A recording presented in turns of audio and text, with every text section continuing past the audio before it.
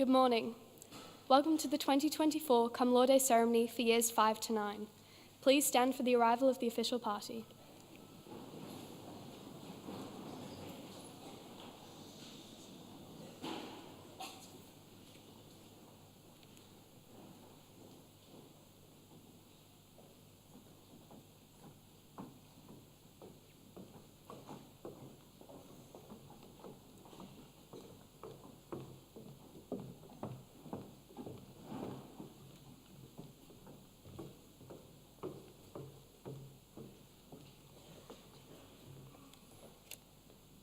Townsville Grammar School exists upon Thulgari Wajah and Gurumbil Barra, the land of the Wolgarugaba and Bindal people. Wolgarugaba land stretches from the Harvey Range to Palm Island and Magnetic Island. Bindal land runs from the Burdekin River outlets to the beginning of Cape Cleveland. We acknowledge the traditional custodians of this land. We acknowledge the waterways, the land, the sky, all who inhabit this place. We acknowledge their ancestors and elders and recognise those who continue to protect and promote Aboriginal and Torres Strait Islander cultures. We recognise their connection to the country and their role in caring for and maintaining the country over thousands of years. We acknowledge the past and stand together for our future. May their strength and wisdom be with us. Please remain standing for the singing of the National Anthem.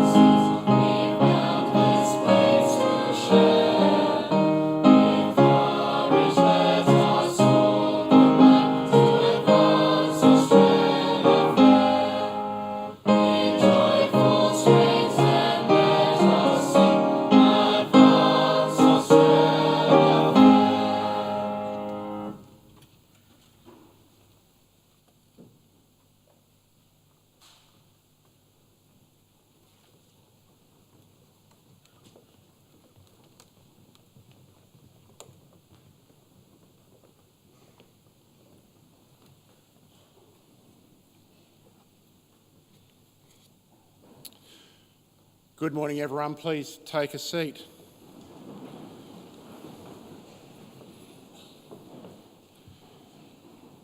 Good morning to parents and our guests, staff and students.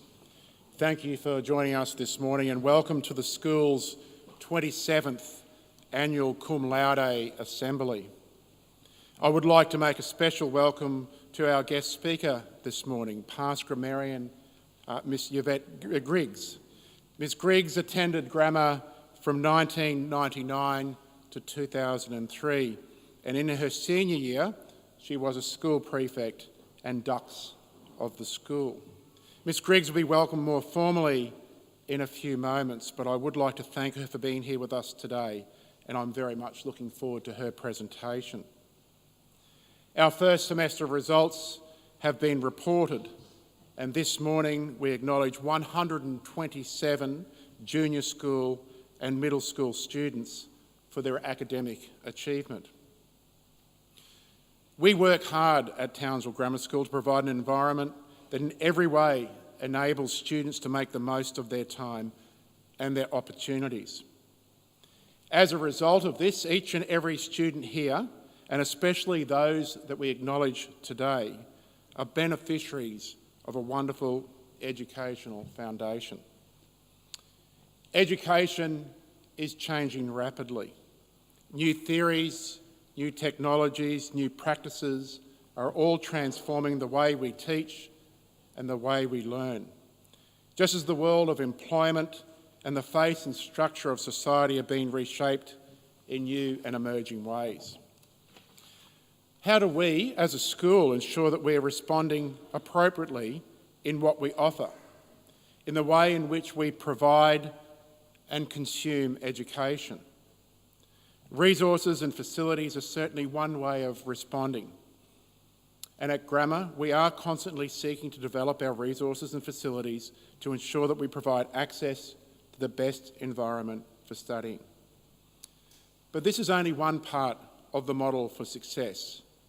Equally important is the effective maintenance of what we already have. And one of the very valuable things that we already have and that we aspire to keep in the best possible condition is a culture of an all-round liberal education.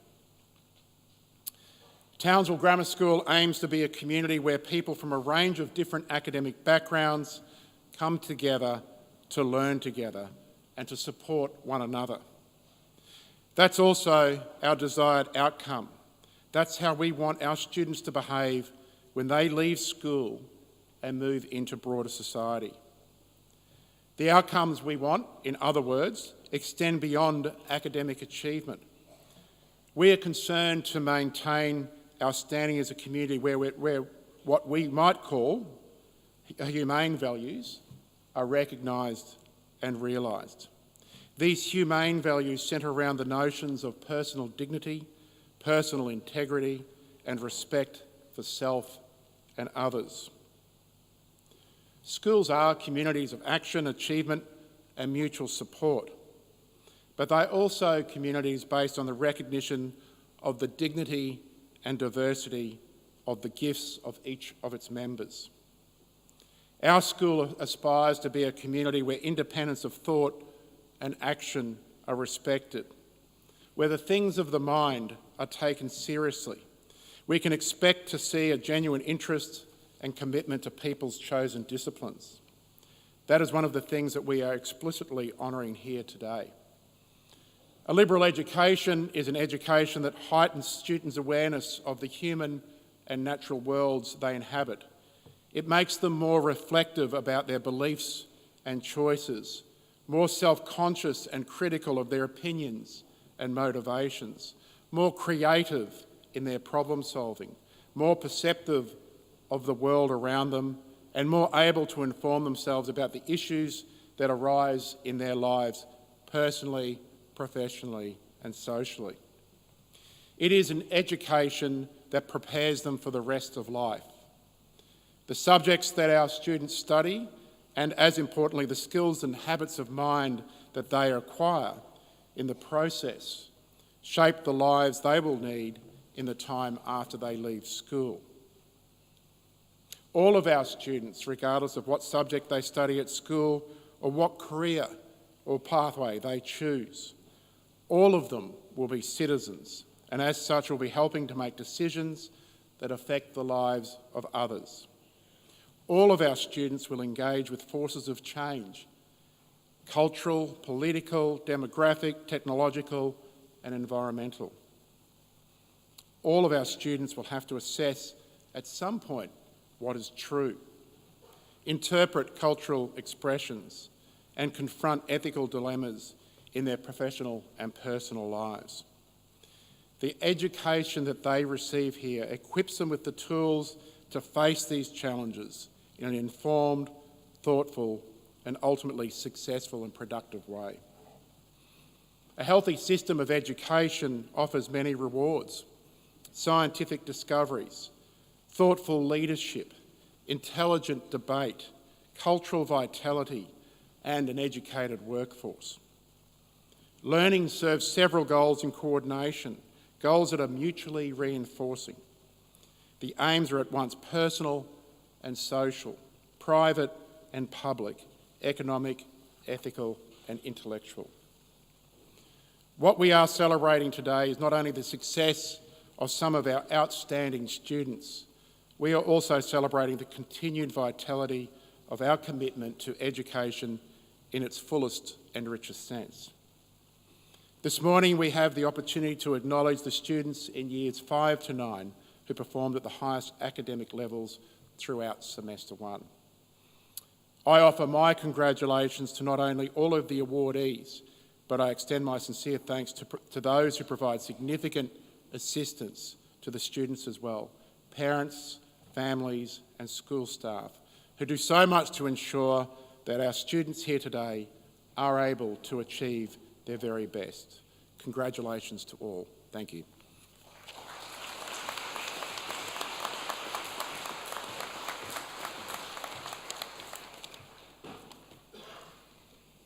We welcome today to our gathering guest speaker Yvette Griggs.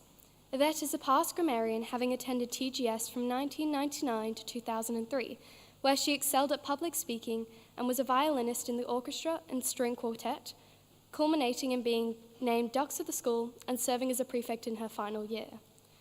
After graduating at the top of her class with a Bachelor of Computer Systems Engineering degree with first-class honours and 2 university medals, Yvette has developed her engineering career over more than 15 years working in the IT, mining and rail industries, gaining postgraduate qualifications in railway signalling and telecommunications, and being awarded the Railway Technical Society of Australasia Young Engineer of the Year in 2016, and the Institute of Railway Signal Engineers Shining Light Award.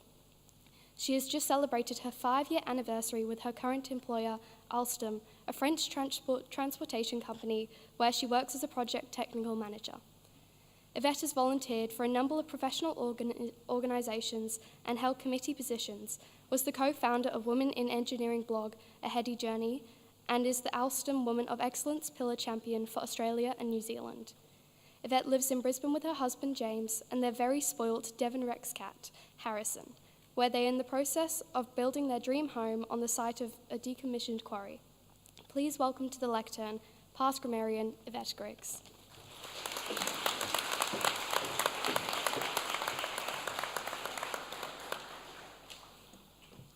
Hi everyone, I'm Yvette Griggs and my pronouns are she, her.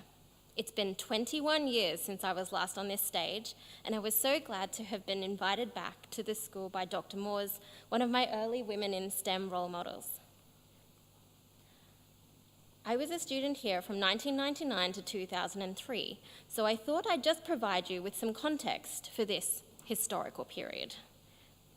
I knew this was the school for me upon discovering the computer room full of candy-coloured see-through iMacs. In performing arts, we danced to the Moulin Rouge version of Lady Marmalade as soon as it was released and swapped burnt CDs with scanned and reprinted cover art. On our Japan trip with Mrs. Wiseman, we could actually take full bottles of liquids on the international flights as security wasn't so tight back then. The school purchased a music centre where I spent a lot of time rehearsing for the multiple musical groups I was in and the musical productions. On Friday, Mr. Kelly asked me to pick a highlight for my time here, and I think being in the orchestra pit for productions Into the Woods and A Little Night Music are favourite memories. Although, learning algebra with Mr. Moores and Mr. Malchiori and actually starting to enjoy maths does stand out too. Each year, more and more of the school became air-conditioned, culminating in the gym, which was actually finished the year after I graduated, as you can see by the open louvers in my graduation photo. I do have a few more photos, but not a great number because mobile phone cameras weren't really a thing until about 5 years after I left. So, after graduating from the unair-conditioned gym more than 20 years ago, where have I been? Straight after school, I started a Bachelor of Engineering majoring in computer systems, which is a mix of electrical engineering and programming. While I was studying, I worked at a tech startup called Code Valley and did my honours thesis with them. My first job out of uni was with Queensland Rail in Brisbane as a graduate signalling engineer, which involved designing electrical circuits and computer systems that control the traffic lights for trains. In 2008, just before the global financial crisis, mining wages were comparatively attractive, so I decided to find my fortune in Mount Isa at Xstrata Zinc, working on the hoisting system for an underground lead mine. In many electrical-based engineering disciplines, the standards and products that are available can mean that the solutions you can provide are quite regulated, and there is often only one right answer. In railway signalling, you imagine the different ways a particular layout might be used or how it could be upgraded as rail traffic changes over time. So there is a lot of scope for creativity while still adhering to the quality and safety standards. And I miss this creativity in mining. So I went back to signalling and also back to the city, working for QR National, which was later rebranded to Horizon. At Horizon, I worked in a number of signalling and engineering management roles related to the coal freight network. To solidify my commitment to rail, I obtained my postgrad qualifications in railway signalling and telecommunications and got my board registration. At Horizon, I had the opportunity to travel to attend and speak at conferences in Germany, Denmark, and Sweden. When it came time to leave Horizon, I was choosing between job offers from a small consulting firm that had been started by some of my former colleagues and a global company with scope for international travel aligned with a product line. And although there are benefits to working in a boutique firm where you're friends with the CEO, I chose the second option, Alstom, because it better suited my career plans. Through my role at Alstom, I have been able to travel to Canada, France, and Belgium for work, and have worked on projects which use the European Train Control System, or ETCS, on the North Coast Line in Queensland and around the Sydney CBD. Installing ETCS onto an existing line provides safety improvements with a supervisory system for drivers that will apply brakes automatically in an emergency. It also gives efficiency improvements because it gives the train advance warning of the signal ahead earlier than a human driver would have been able to see a traditional signal. Although I wasn't really conscious of it at the time of making the decision, I have found that making safety and efficiency improvements to passenger networks to be more intrinsically rewarding than the work I was previously doing, as it seems to align more with my personal values. While I was doing my postgrad, I had a disagreement with one of my lecturers, and my exasperated academic advisor told me, "When you are old and in charge, then you can make it fair." I'm unsure if that was supposed to be a threat or a challenge, but that has been what I have tried to do. I find it really difficult to walk past systematic injustices, so I have volunteered, been a mentor, organised events, presented, and been on committees to contribute towards making things fairer. And sometimes where there hasn't been a platform, I've created one. Humans thrive in places where they get to be themselves, and I think it's really important when you are old and in charge, or even when you have an element of privilege or influence, that you do what you can to make everyone feel included. This is also a way to demonstrate that you care about more than just yourself, and to try out being a leader if your current role doesn't have that opportunity. And although this isn't the sole motivator for putting effort into your work or volunteer activities, often when you do, people will acknowledge your contribution, like many of you are being celebrated today for your commitment to your studies. I recall listening to this equivalent speech more than 20 years ago, and when the guest announced their greatest achievement of her life, it didn't resonate with me at all. So I don't expect that my life will necessarily be aligned with what you want to do with yours. But there are a couple of things that I think universally apply to get the things you want from a career. Start with a foundation of education and learning. Have a plan or a goal and work out what you need to do to get there. Understand your values and what kind of life you'd like to have. Do you like traditions or the latest innovations? Is it essential to live in a city? Do you want to travel? Do you like to chat and collaborate, or are you more at home doing quiet individual tasks, or a bit of both? Seek mentors or allies who can help you with your plan, support you, and advocate for you. Prioritize and put effort into things that are important to you and will move you closer to your goals. Don't forget, your priority list should include self-care to maintain your mental and physical health, because you will need these to have the energy to work towards your goals. When I was at school, I didn't appreciate just how much netball practice and a few hours of playing violin in the orchestra and quartet each week was actually serving as stress relief and self-care. Seek or create environments in which you and others can be your authentic selves. And this goes back to having an understanding of what your values are, so you can evaluate whether a workplace prioritizes the same things that you do. And have the courage to be enthusiastic about things that you care about. You only get to live this life once. Don't waste opportunities for joy or something meaningful just to impress people that you may hardly remember in 20 years' time.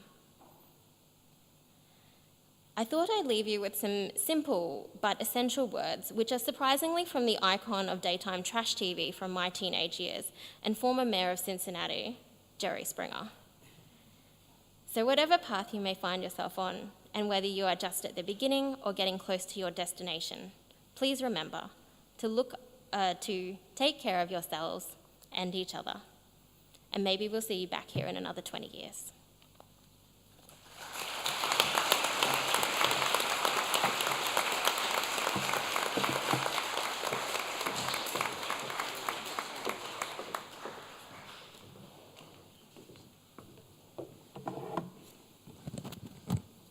Thank you, Yvette. Some really good messages and inspiring words, both from your experiences, of course, at school, but also now outside of school. Before I start and acknowledge our Year 5 and 6 Cum Laude recipients, it's wonderful to look out into the audience and look at students from Years 6 to 9 who are also part of the junior school and also receiving awards. So congratulations to you as well. Our Year 5 Cum Laude recipients for 2024. Harriet Birchley.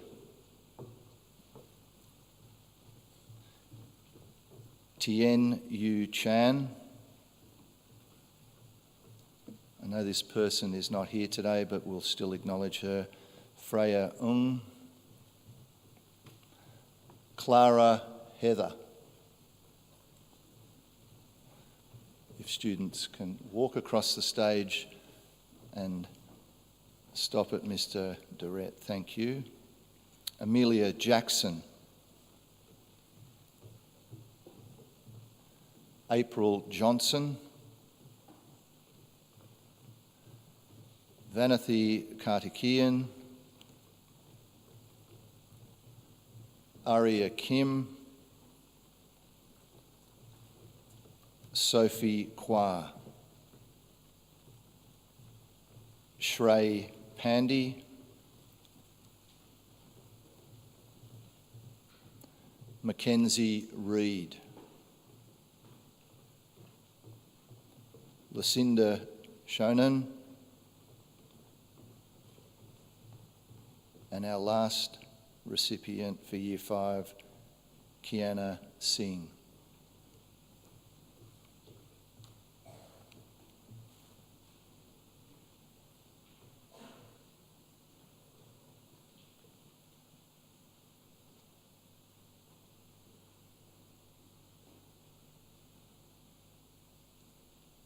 Can we please put our hands together for our Year 5 Cum Laude recipients?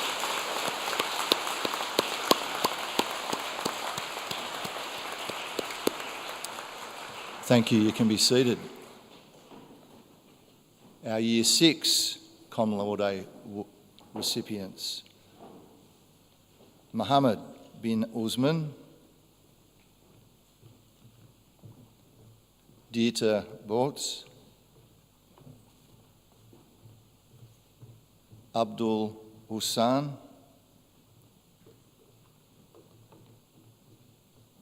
Gemma Infanti. Shrihan Kamasani. Annabelle Matthew. Lockie Norman. Arya Patel. Anshu Padnaik. Cooper Schmidt. Mary Shonen.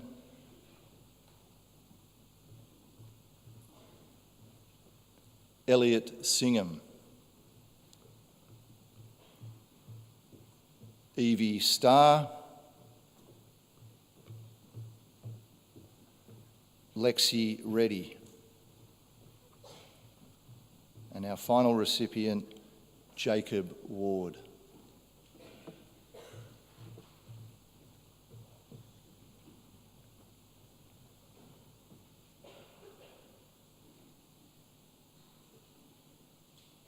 Can we please put our hands together for our Year 6 Cum Laude recipients?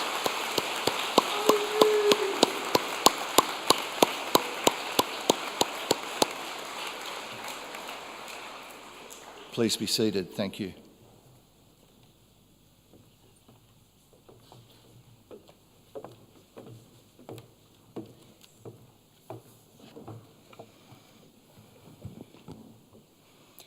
Good morning, Mr. Kelly, special guest, Miss Yvette Griggs, colleagues, parents, Cum Laude Award winners and students. I'm delighted that we were able to have Miss Yvette Griggs here today as our guest speaker. I have fond memories of her in my Year 12 physics class as a highly dedicated student, paying very close attention to all the details required in the subject, seeking support and asking questions. All the qualities that I reinforce with you all on a regular basis. So it's wonderful to see how successful she has been since leaving school. To add to that message, last week I spoke with Year 12 students as they finalised their remaining internal assessment pieces and prepare for the upcoming mock and final external examinations. As part of that presentation, I provided some guidance and comments from past students of the school. One particular message I felt important to mention here today for all students to hear, and I quote, "No matter what advice I was given, I wouldn't have achieved the marks I did if I wasn't motivated and determined to do the best that I possibly could. I think a huge part of doing well comes from wanting to do well, and I'm not sure how you explain that to all the students." Congratulations to all of our award winners today. Not all students are receiving awards today for achieving VHA in a number of their subjects. However, they should still be congratulated for their improvement and diligence over the past 4 years, as mentioned earlier this year. I'm very proud to announce 298 students today across both ceremonies who will be receiving Cum Laude awards. Award winners will be announced in each year level, and I ask that you hold your applause until all the students are assembled in front of the stage. Year 7 Cum Laude Award winners: Ed Bentley, Charles Stefanovich,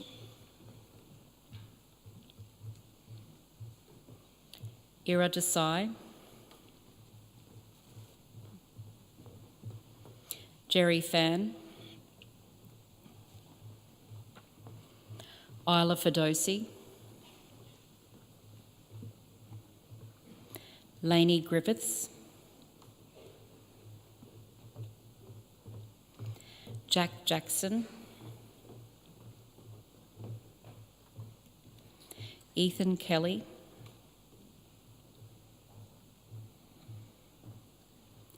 Tyler Mitchell,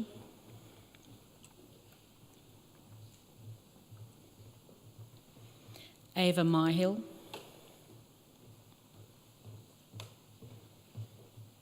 Kia Patel,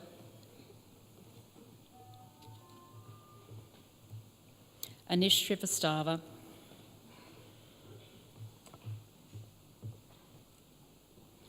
Lachlan Vine.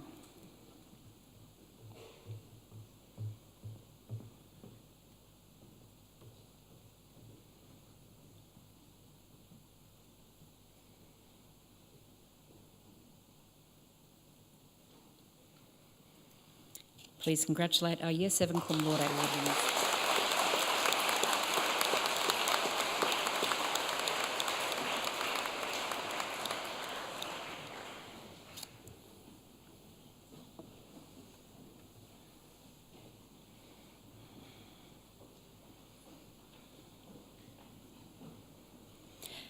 Year 8, Naya Abbott, Tashan Baskar, Ryden Douglas,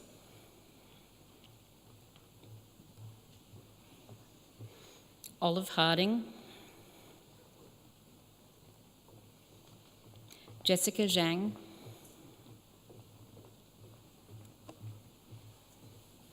Jasmine Lee,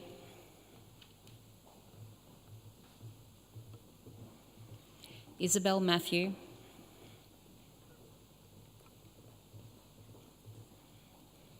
Charlie McConaughey,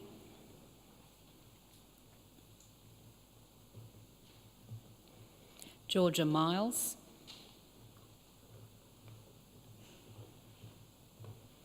Daniel O'Brien,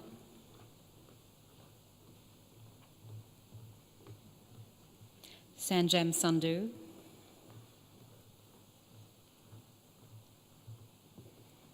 Aisha Senthiran,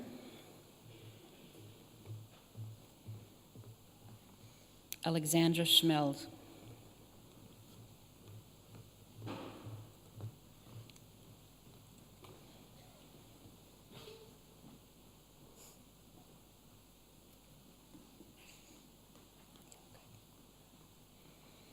Please congratulate our Year 8 award winners.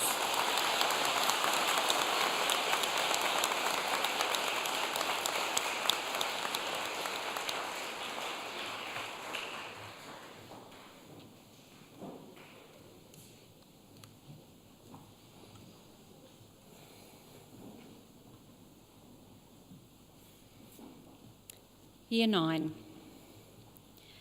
Daniel Ung,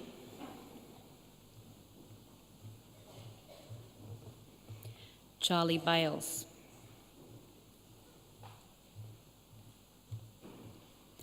Dakota Baxter,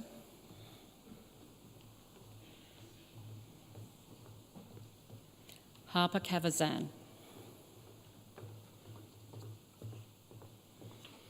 Samuel Davis, Lily Foreman,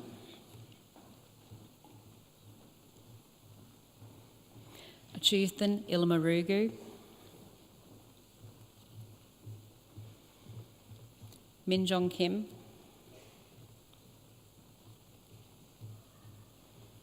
Connor King,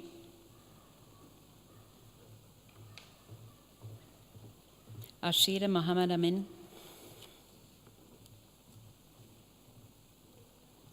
Thomas Pelling,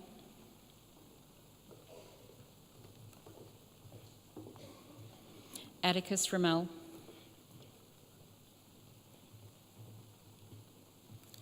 Frederick Shonen,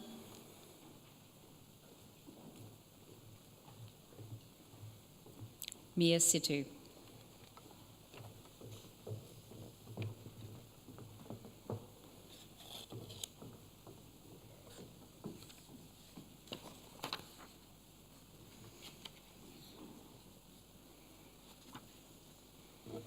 Please congratulate our Year 9 Cum Laude award winners.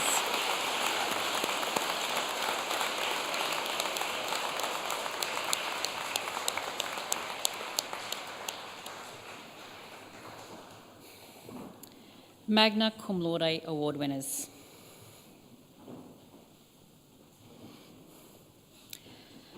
Sai Atom,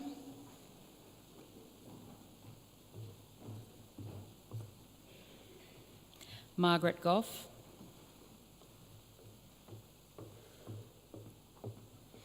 Victoria McQueen,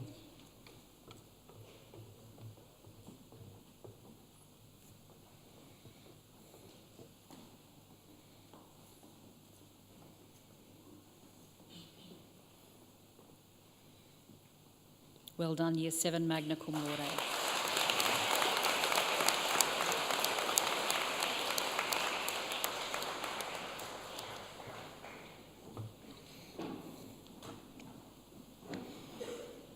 Year 8 Magna Cum Laude award winners: Sophia Boyle,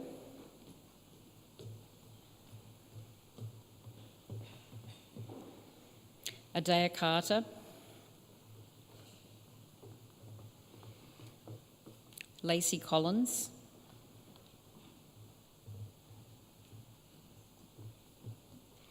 Luke De Jersey,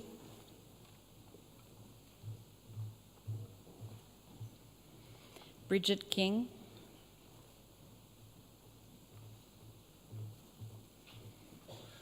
Ilya McInnes,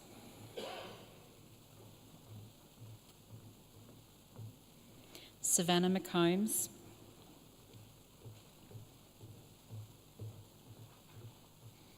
Hugh Shaw,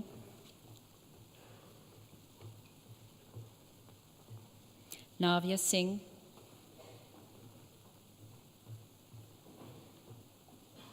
Tifatu Tori.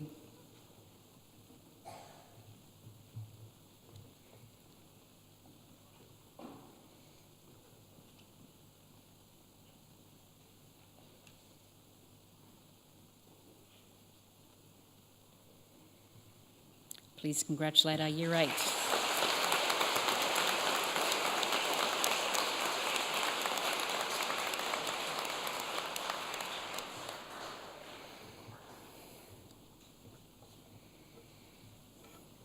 Year 9, Priya Anand.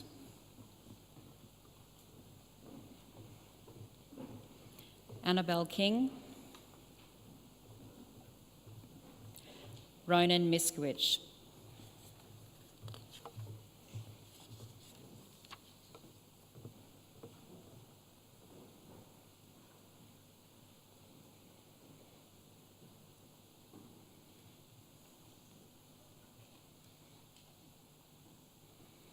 Please congratulate our Year 9 award winners.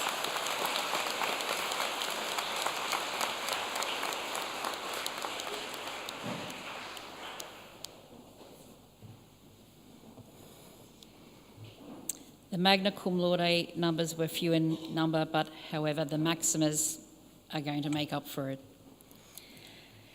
Year 7 Maxima Cum Laude award winners: Kenzie Ashley,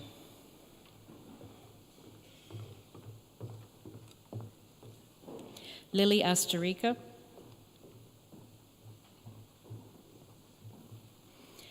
Moira Beniwal,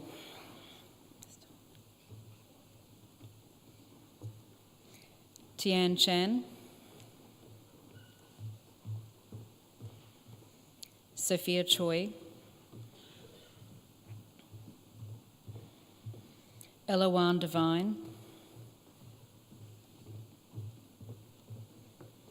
Thomas Jackson,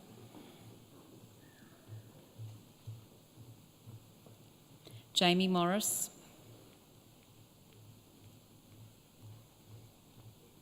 Nanika Ponangi.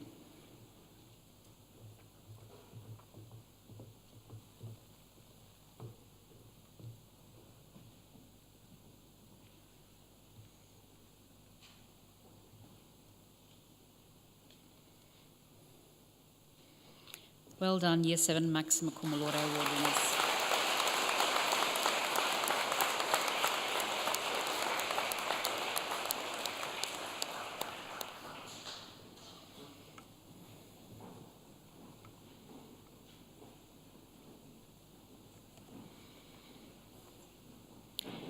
Year 8 Maxima Cum Laude: Ruby Blackshaw, Jay Boitez, Josie Broad,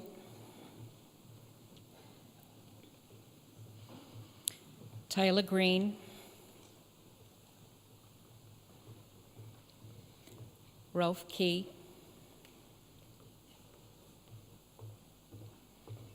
Joshua Kwa,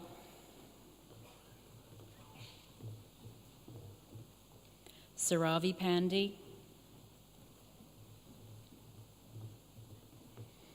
Adi Patnaik, Tanil Round,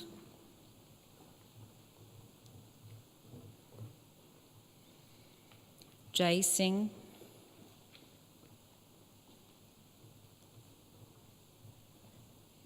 Jade Zong.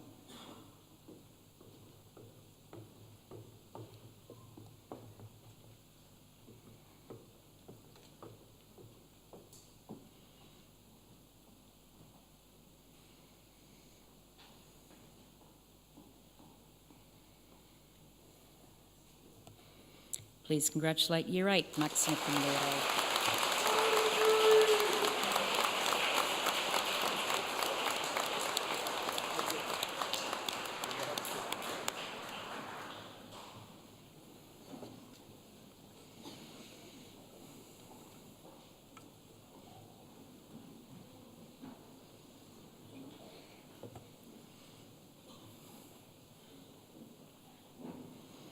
Year 9 Maxima Cum Laude award winners: Hannah Blyes,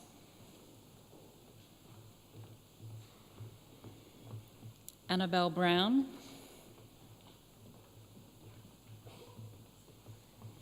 Kalea Birch,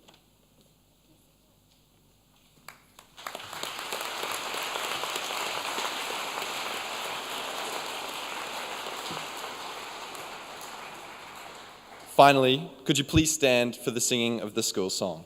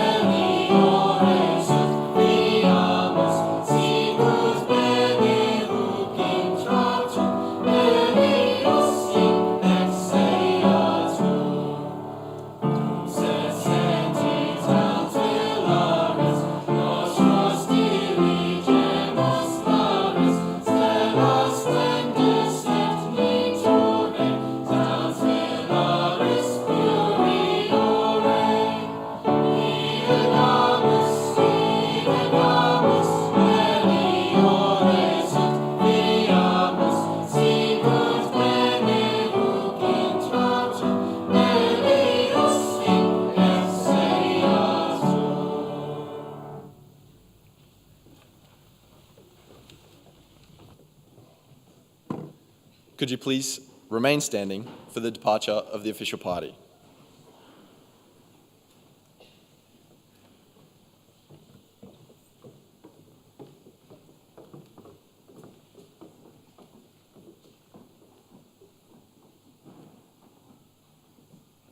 School, please be seated. I now invite all our guests and award recipients to light refreshments in the quad. Thank you very much.